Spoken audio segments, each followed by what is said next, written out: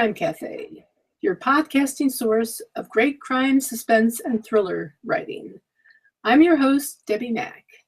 Before I introduce my guest, a quick reminder that the Crime Cafe 9-book set and Crime Cafe Anthology are available for sale from all online retailers, regardless of what device you use.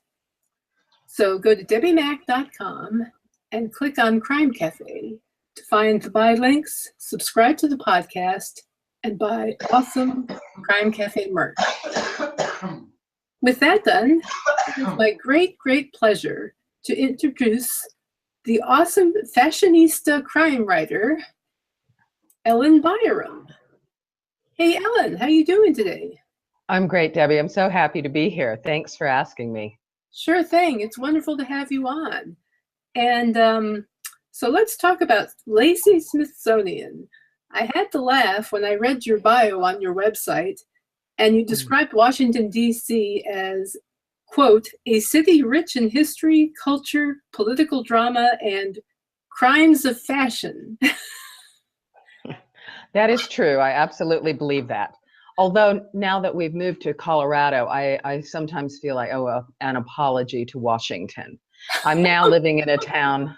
I'm living in a town where people, when they dress up, they have to wear their good fleece. So that's the difference in our towns. Oh my gosh, but at least they're wearing something interesting like fleece. Well, yes, but everybody's wearing it. Or, just your average gym wear, because everyone here is into, sports, gym wear, skiing. And in Washington, lots of people wear suits. Right. Yeah. And dull suits at that. I know, we just want to perk them up a bit.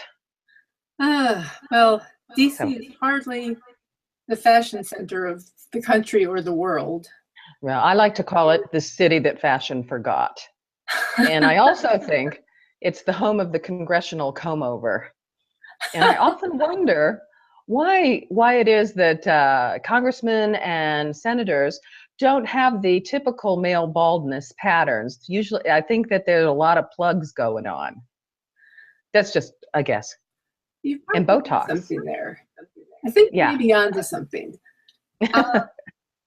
Before we actually start talking much about Laci Smithsonian, I wanted to talk about your days as a journalist. Tell us a little about your journalistic escapades. I think I spit that word out right, finally, escapades. Yes, that's great. I was a reporter in Washington, D.C. for BNA, now Bloomberg BNA, for 17 years, and I mostly covered the Occupational Safety and Health Administration, which is great if you're a mystery writer because you learn all the horrible ways people die on the job. So. Yeah, absolutely. Wow. It's funny how real cases like that can inspire so much, can't they? They really can. And, I was horrified to find out that people have actually died in vats of chocolate. Oh my gosh. You think you make that stuff up, but it turns out it's real. So it was great. And, someone died in a vat of cherries. So very tragic, but odd, It is. It's just amazing. Truth truly is stranger than fiction. Yeah, it really is. And of course, I started out on a small Western newspaper, and I think the highlight of my reporting days then is when I crawled through a massage parlor window to get inside to interview the girls, as it were. Whoa, so. Very Brenda Starr. It was that is old of a reference. Yeah, it was a crazy town. So I was happy to get back east. Yeah. Well, I have to ask you what inspired Laci Smithsonian as a character? Well, I love mysteries, and I was reading them constantly, and I love women characters, sleuths, the detective character, and they were rough, and they were tough, and they were smart. But I always came to a part in the book where it said, I can't dress myself. I don't know what to wear. And it drove me crazy. How could a woman who is brilliant and smart and she can fight and she can deal with the guys and she's smarter than them, how can she not know how to dress? And I thought, I really want to read about someone who can do that. And then I came up with her being a fashion reporter who doesn't want to be one. She wants to be taken seriously. But I've given her a skill that not a lot of people have. It's called extra fashionary perception. Hmm. So she reads people's clothing. She reads people like a book. And so she reads into what they wear as clues. And it works out well in the books. So I like that. That's a great angle. yeah. And, in Washington, people really are very much they're in the Talbots mode or the Ann Taylor mode and suits, but still there's a lot of variation. You see a lot of interns with what I call the 3-knuckle suit lengths, the oversized suits. They maybe haven't grown into them yet, or they haven't learned how to get a tailor, but clothing and how we wear it, we tell stories about ourselves by what we wear. And Lacey keys into that. That's really cool, because it is unusual to see these days a strong female protagonist with fashion sense. Yeah, I think so. Yeah. I suppose that I'm thinking of Sarah Paretsky's V.I. Warshawski. She likes her shoes. I remember that. Right. She does like shoes. But, so many of them, they're rough, they're tough, they're brilliant, they're great. They don't dress. And I would think that the tipping point for me came with Sue Grafton, who I love, Kinsey Milhone's black dress. And she's always describing it. It's polyester. You can roll it up in a ball. You can retrieve it from under your bed. And truly, I just want to light a match to that polyester monstrosity. Oh my gosh. And there was one book, and I can't remember which alphabet letter it was, where Kinsey had a friend who gave her a wonderful green cocktail dress, and she was wearing it. And I knew the minute she got it that nothing good was going to happen to that dress, and it got blown up. So, I think there is a fear of being a strong woman who can be attractive as well as smart and, powerful and shoot a gun. But there shouldn't be. So that's my take on Lacey. Well, that's a very interesting perspective. Thank you. I was going to say, did you give her the last name Smithsonian because she has a fondness for vintage clothing? No. Characters sometimes name themselves, and I named her that, and I thought, no, you can't really do that. But I gave her a backstory that often in my books I have found that people change their names, and many people who came to this country changed their names when they got here. So her ancestor was a Smith from London. He was a Cockney from London, and he just wanted a tonier sounding name, and he named himself after the museum. And of course, there are no Smithsonians. There are Smithsons, but no Smithsonians. So that's where Lacey came from. Wow, interesting. So, and how does her story evolve over the course of the series? Well, it does evolve, and she does grow, and she does learn more things. In one of the books, Armed and Glamorous, she goes to private investigation school in Northern Virginia, and I did that and had my PI registration in that area. And she runs into an old love who used to be a police chief in a small town out west, and he is now back in Virginia where he grew up, and he's in a private investigation firm with his dad. So Lacey learns that. And also she goes through a personal evolution of hating being on the fashion beat and then accepting that she has this skill, and also that she is breaking stories and breaking murder stories, including one of a missing intern on Capitol Hill. And of course, we always get inspiration from the Capitol. And it ties in with a young woman who wanted to be a designer who disappeared during World War II. So there's a link between the two. And, so Lacey understands that she has this gift. And so she comes to accept it, if not always love it. And then by the time, I'm writing, I just finished the 11th book. It's going to be out for sale October 16th. And in that book, everybody else wants to jump on her beat because that's where the action is. And so people are coming in with suggestions and things. So she has had that evolution, and, relationships with people evolve, and with Vic, her main squeeze. Mhm. So she does learn and grow. And one thing I think is kind of unusual about my books is that they always tackle a different subject area. I mean, you think that fashion is very small and very constrained, but it's not. And in every book, I've had to learn something new. I have a book called Shot Through Velvet, and I had found out that the last velvet factory in Virginia was closing down. And so I took a day off work and I went down and I interviewed the guy, and he showed me this amazing velvet factory. And of course, I was an OSHA reporter, and he said, "You sure could kill a lot of people in a place like this," which of course is music to my ears in one way, but horrifying in another. Yeah. But the equipment, velvet is a very hand-intensive fabric. It cannot be automated completely. So, your fingers and your hands are at risk, and there's this huge blade. When you make velvet, and I didn't know this, velvet is sewn with the nap on two sides. And how do you get the velvet fabric is you have to slice through these big panels of fabric, and the blades are like 6 feet of whirling round blades. Very dangerous.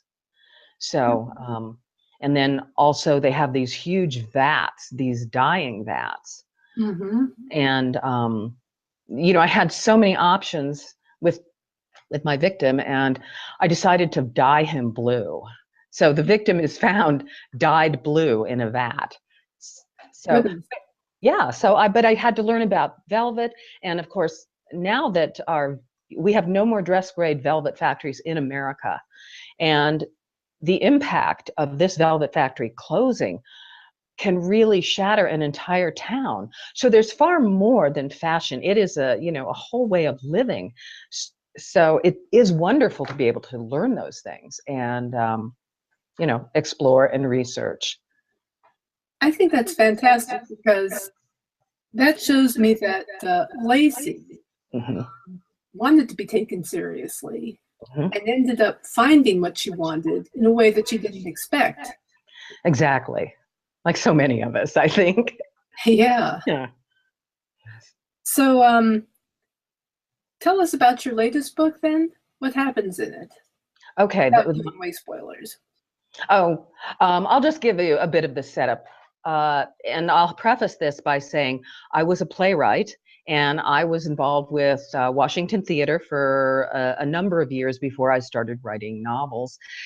And I loved it. I was a playwright, and the theater is such a rich area. And when you think about Washington, D.C., it's a company town, and the company is the government, and all of the satellite companies that support it, the lobbyists, the lawyers, they all support our main company town. But there's a whole nother DC out there, the restaurants, and the theaters are their own world, I think, in DC.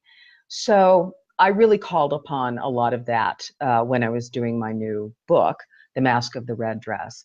And I have created a Russian theater company. Now, people may not know this, but in DC, there is a company called Cinetic, and it is made up of people who emigrated from Georgia, but not Russia. I mean, we have to, be distinct about that. So they're Georgian, and they do a very specific dance movement theater in DC. But I thought it would be great during this time of Russian interference with our elections and our minds on Russia and Russian agents. And, Russian agents these days have a very short shelf life, some of them. I mean, there are long lists of all the Russian agents who've been found, here in Russia and London who've been killed. But I also think of how close espionage and the theater can be. It's a whole different world that spies create. They write the script, they set the stage, they complete the action. So I really wanted to get these ideas together in The Masque of the Red Dress. And the dress in question is a fabulous dress that has been sold at a theater sale. Now, I don't know if Washington does this, but I know in the past, the big theaters have had yard sales of their props and costumes. And I never made it to one, but Arena Stage had one, and people could buy the costumes and the props and, various stage furniture and the things that make up a stage. So this book opens at a theater, and there's this amazing red dress that Lacey spies. Now, she doesn't get it, but her coworker, LaToya Crawford, who is an African-American reporter at the paper, spies this dress, and 20 seconds after she says, I would never wear anything that some other person wore, she sees the dress, and the dress almost has a hold on her, and so she buys it. She immediately gets into a fight with a woman who comes out and says it was a mistake, it's not there, but LaToya is very, very fierce, and she wins the dress. And then they find out that the dress was worn in a production of The Masque of the Red Death by Edgar Allan Poe.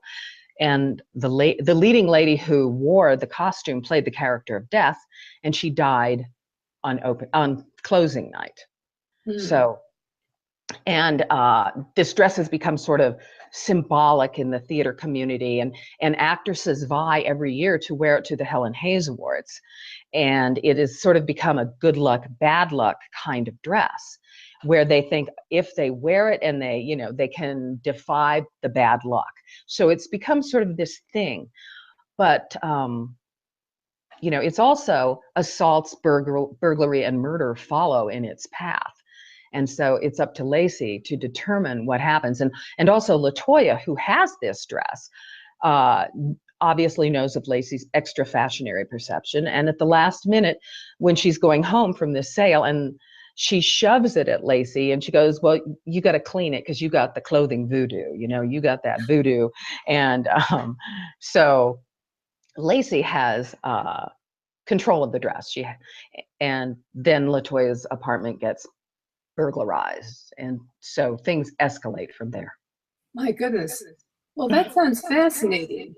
And I wish more people knew about the theater in Washington, because I used to know people who worked for the government who said, I wish there were more theater here. And I was like, there's theater all over the place. There is theater all over the place. In fact, Washington is touted as, I believe, let me check, the second largest theater town in America.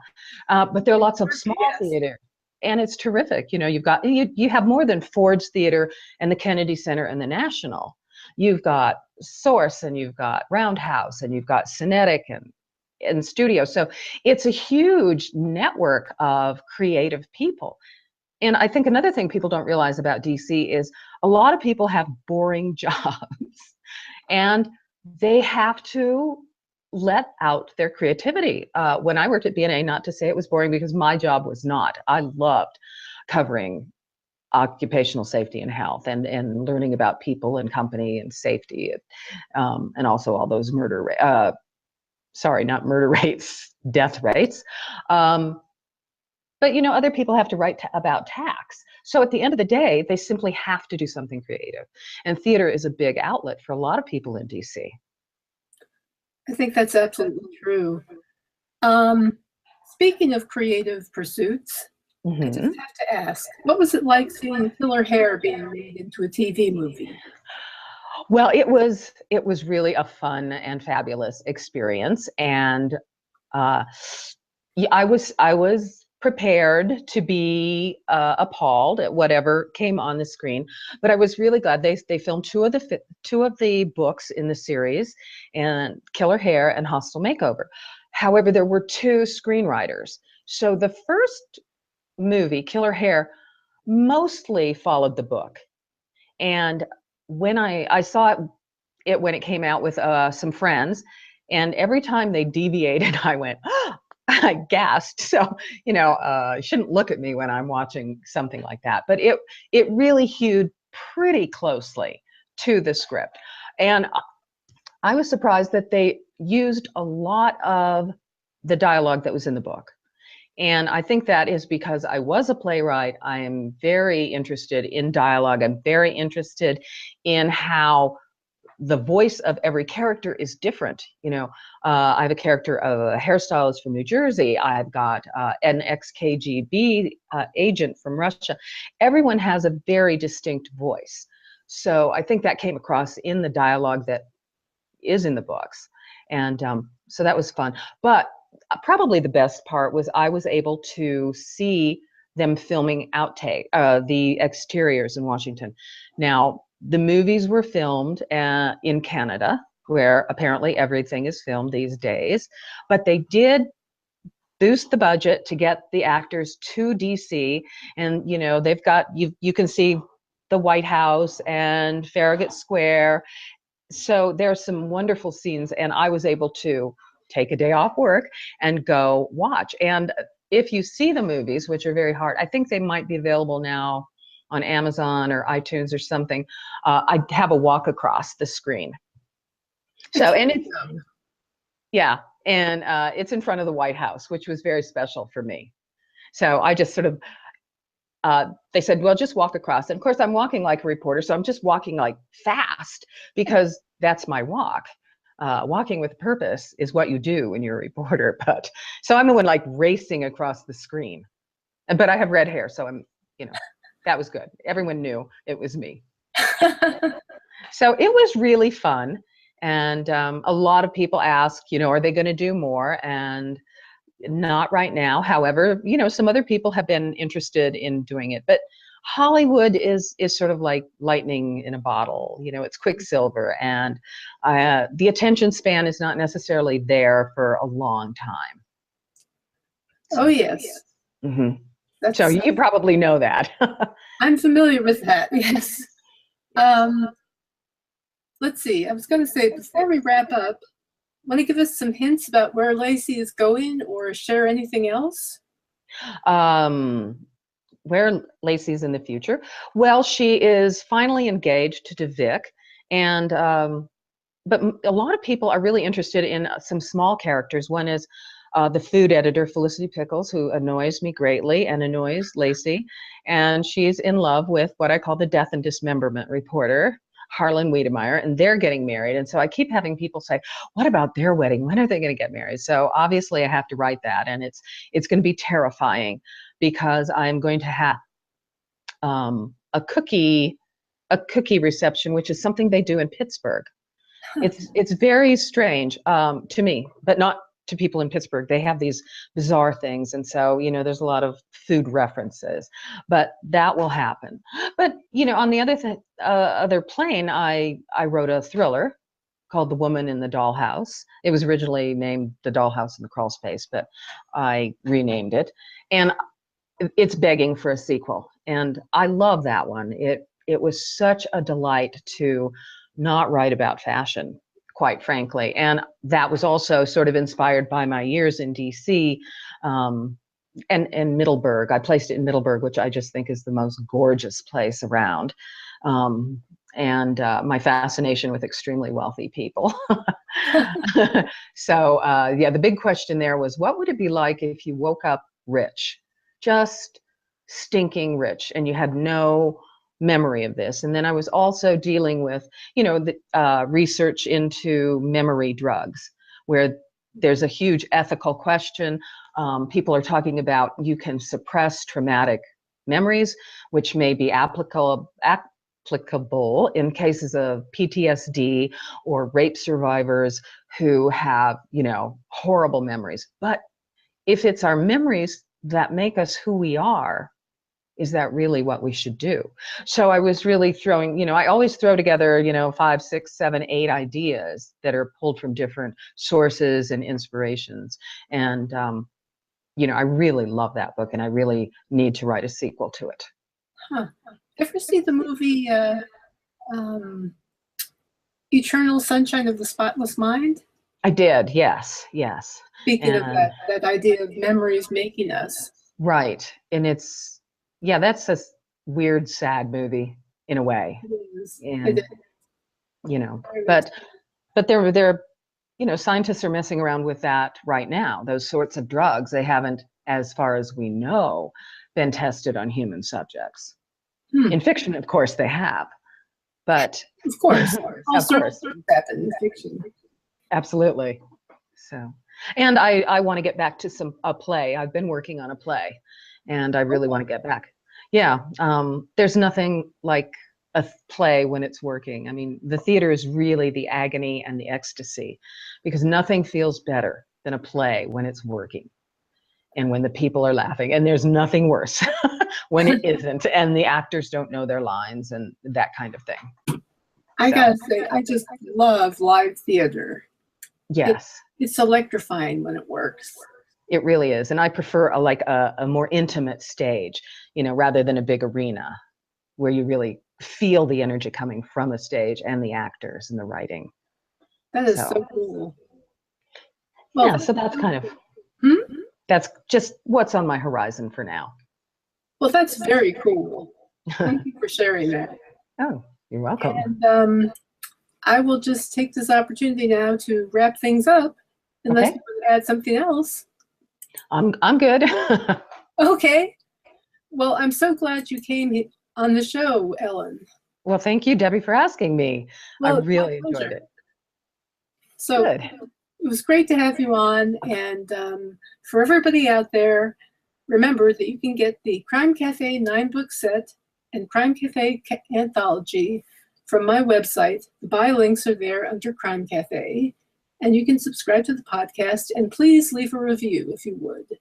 Thank you very much, and see you in 2 weeks.